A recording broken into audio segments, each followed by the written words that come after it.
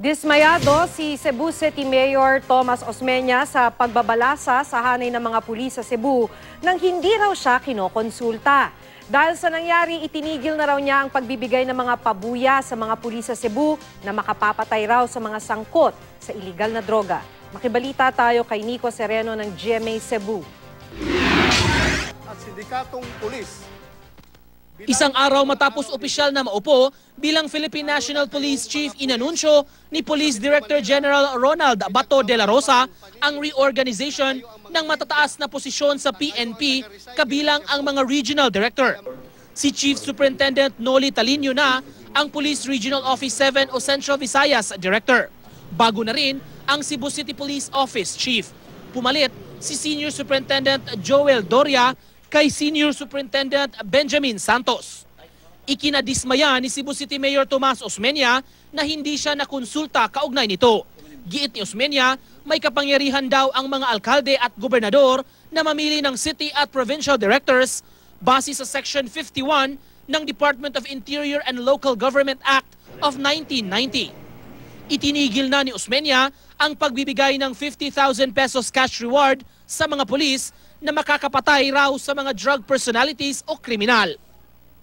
So I will not be involved anymore with peace and order, anti-drugs. Naidaghang kayong bright diha. Sila na lang mubuot, di ba? Napalitan din bilang Cebu Provincial Police Director si Senior Superintendent Clifford Gairanod. Ikinagulat daw ito ni Governor Hilario Davide III. Pero ipinauubaya raw niya kay Pangulong Duterte at sa pamunuan ng PNP ang pagpili ng mga opisyal ng pulisya para maiwasan ang pagdududa at pamumulitika. Napalitan din bilang Mandaue City Police Office Chief si Senior Superintendent Jonathan Cabal na inilipat sa Police Regional Office 7. Umaasa siyang maipagpapatuloy ng bagong liderato ang mga programa niya.